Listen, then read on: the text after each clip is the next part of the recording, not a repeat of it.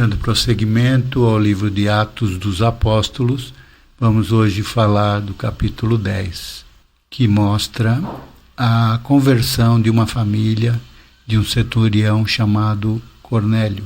Os versos 1 e 2 dizem assim: E havia em Cesareia um homem por nome Cornélio, centurião da corte, chamada Italiana, piedoso e temente a Deus com toda a sua casa, o qual fazia muitas esmolas ao povo e de contínuo orava a Deus. Como o texto afirma, Cornélio, apesar de ser um centurião romano, era temente e orava continuamente ao nosso Deus. Sabe-se que os romanos eram politeístas, ou seja, cultuavam diversos deuses. A corte italiana era provavelmente uma força auxiliar de soldados locais não romanos, embora o grupo original possa ter consistido de soldados romanos, que não gozavam de boa reputação, pois eles muitas vezes estavam envolvidos em extorsão e brutalidade contra a população local.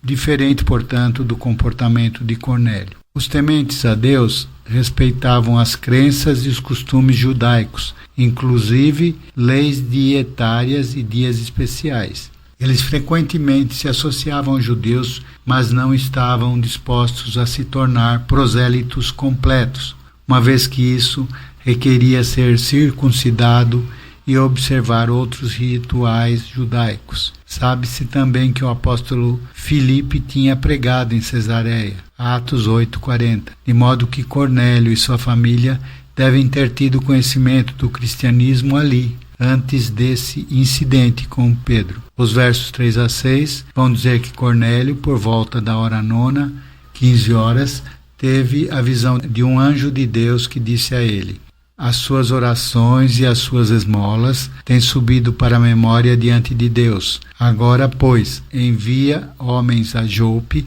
e manda chamar Simão, que tem por sobrenome Pedro. Ele está hospedado com certo Simão curtidor, que tem sua casa junto do mar.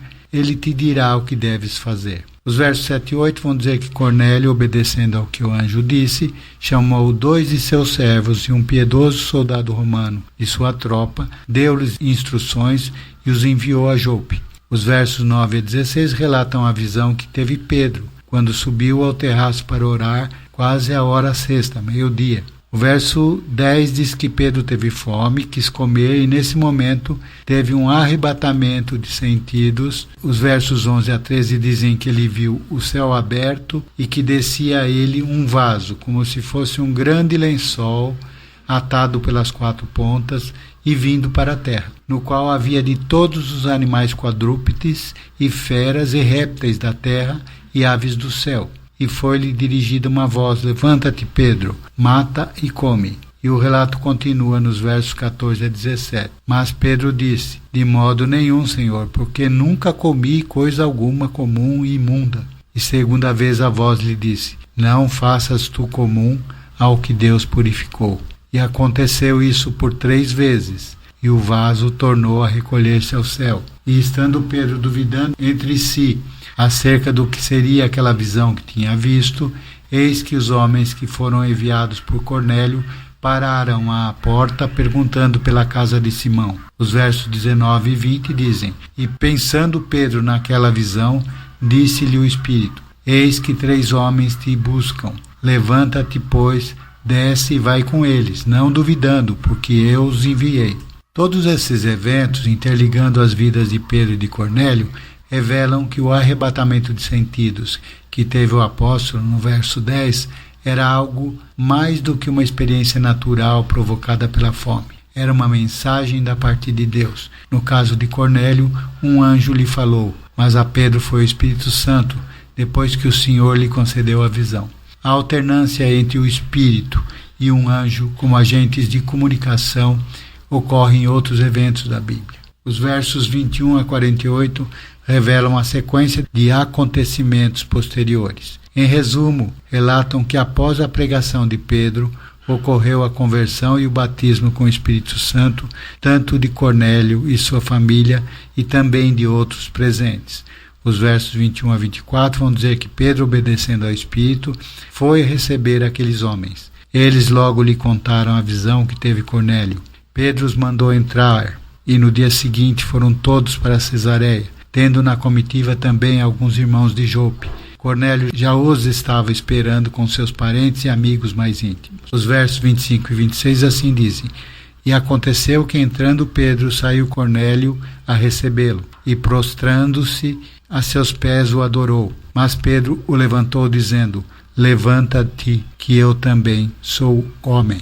O homem de Deus nunca pode cair na armadilha de se deixar adorar. A adoração deve ser exclusiva a Deus. Qualquer adoração que não seja para Deus é idolatria. No verso 28, Pedro diz: Vós bem sabeis que não é lícito a um homem judeu ajuntar-se ou chegar-se a estrangeiros, mas Deus mostrou-me que a nenhum homem chame comum ou imundo. Por causa da visão, Pedro agora entendeu que Deus não faz acepção de pessoas. Isso não significa que o Senhor aceite todas as pessoas sem se importar com a resposta que elas dão a Ele, ou que as pessoas que o temem sejam aceitáveis a Ele e não precisem de Cristo.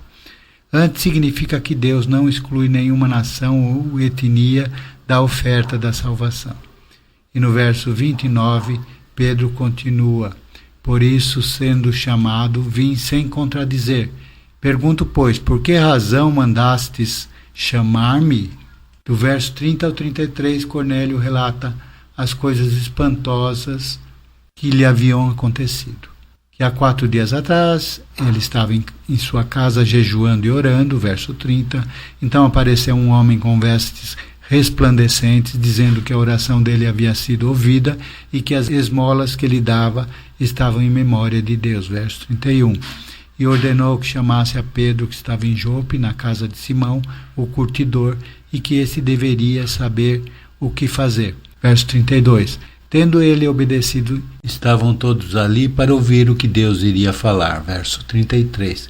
Nos versos 34 a 43, Pedro faz então uma pregação dizendo: reconhecer que Deus não faz acepção de pessoas, verso 34, que Deus se agrada daqueles que em qualquer nação o temem e fazem o que é justo, verso 35, que Deus enviou a palavra aos filhos de Israel, anunciando a paz por Jesus Cristo, que é o Senhor de todos, verso 36, que a palavra avançou até a Judéia, começando pela Galiléia, depois do batismo que João Batista havia pregado, verso 37, que Deus ungiu a Jesus de Nazaré com o Espírito Santo e com poder, e que este andou fazendo o bem e curando todos os oprimidos pelo diabo, porque Deus era com ele, verso 38, e que os apóstolos testemunharam todas as coisas que Jesus fez, tanto na Judéia quanto em Jerusalém, onde o mataram, pendurado numa cruz, verso 39, que Jesus ressuscitou ao 3º dia, tendo aparecido aos apóstolos, e comeu e bebeu com eles,